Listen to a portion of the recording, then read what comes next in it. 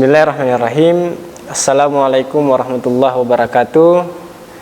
Salam sejahtera buat kita semua. Semoga hari ini dalam keadaan lebih baik daripada hari-hari sebelumnya. Oke teman-teman sekalian, pada kesempatan ini saya akan mencoba untuk menyampaikan secara singkat dan praktis tentang bagaimana merumuskan judul penelitian. Saya kira ini adalah satu hal yang penting, terutama untuk teman-teman mahasiswa di semester akhir atau semester 7 yang akan mencoba untuk melakukan riset akhir untuk penelitian skripsi.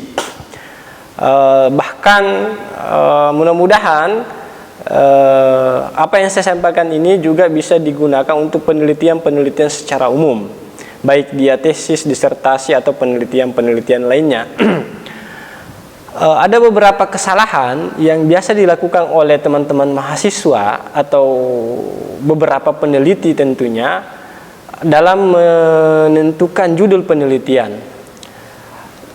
Pengalaman dari mahasiswa-mahasiswa yang saya hadapi itu mereka melakukan atau menentukan judul penelitian terlebih dahulu menentukan judulnya. Jadi adalah suatu kesalahan yang fatal ketika kita akan melakukan sebuah riset tapi langsung menentukan judul. Nah, seharusnya yang harus pertama yang kita lakukan adalah mencari masalah. Bukan berarti mencari masalah dengan pergi keluar dengan membuat keributan dan seterusnya, bukan seperti itu. Nah, mencari masalah di sini adalah yang saya maksud dengan mencoba menganalisis masalah-masalah misalnya dalam proses pembelajaran. Apa yang terjadi di dalam proses pembelajaran yang mungkin teman-teman sekalian dapatkan pada saat melakukan magang atau melakukan pengamatan observasi awal di lokasi-lokasi penelitian. Nah, itulah berangkat dari situlah yang kemudian kita bisa angkat masalah itu, kita rumuskan judulnya.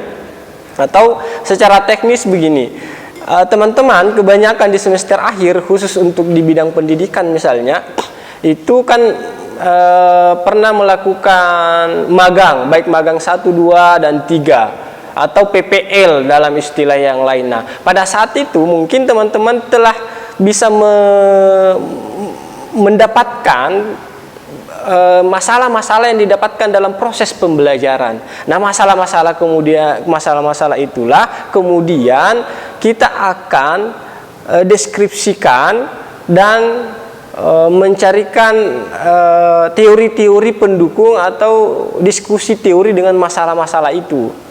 Nah, dari diskusi teori atau masalah yang kita dapatkan itu dan didiskusikan atau direlevansikan dengan teori-teori yang ada, maka tentunya kita bisa menarik sebuah judul penelitian. Satu hal contoh konkret misalnya, pada saat teman-teman melakukan pengamatan baik dia magang atau yang lain, ditemukan mahasiswa peserta didik itu banyak yang bercerita, banyak yang ribut dan seterusnya. Itu ditulis semua. Jadi ditulis semua masalah-masalah. Mahasiswa ribut, mahasiswa malas, mahasiswa tidak disiplin dan sebagainya. Itu ditulis, diurut, disistematikanya diurut. Setelah itu coba didiagnosis. Kenapa bisa mereka ribut? Kenapa mereka bisa tidak disiplin? Kenapa mereka bisa tidak menarik pembelajarannya? Itu yang dicari, didiagnosis. Nah, setelah didapatkan misalnya penyebabnya, diuraikan lagi, termasuk misalnya diskusi dengan teori. Kira-kira teori-teori apa yang relevan dengan kenapa peserta didik ini bisa ribut pada proses pembelajaran? Apakah diagnosisnya tadi gara-gara metodenya yang kurang bagus atau tidak tepat, ataukah gurunya yang kurang aktif, atau hal-hal yang lain yang mungkin teman-teman bisa diagnosis pada saat itu. Nah,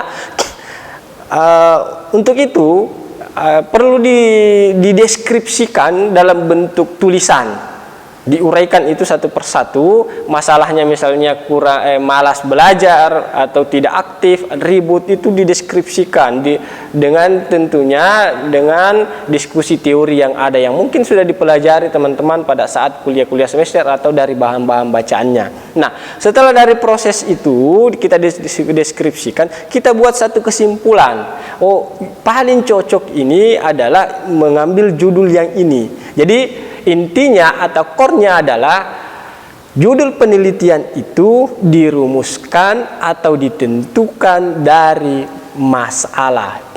Tuh. Jadi judul penelitian yang benar atau yang bagus atau tepat itu adalah dari masalah yang yang diambil dari hasil-hasil pengamatan dari teman-teman sebelumnya. Jadi satu masalah misalnya tentang peserta didik yang ribut, itu bisa menjadi 2, 3, atau 4 bahkan belasan, puluhan judul penelitian. Salah satu contoh misalnya diagnosis peserta didik yang ribut pada saat proses pembelajaran mata pelajaran A dan seterusnya. Itu kan satu judul. Apalagi Om, dengan misalnya setelah diagnosis, oh ini cocok, kita ada diskusi teori, ada teori yang tentang metode pembelajaran supaya mahasiswa tidak ribut. Ada hasil penelitian seperti itu, kita coba combine itu. Berarti contoh lagi misalnya judulnya efektivitas metode pembelajaran, misalnya Jigsaw, efektivitas pembelajaran metode cooperative learning tipe Jigsaw dalam meningkatkan antusiasme peserta didik, atau dalam meminimalisir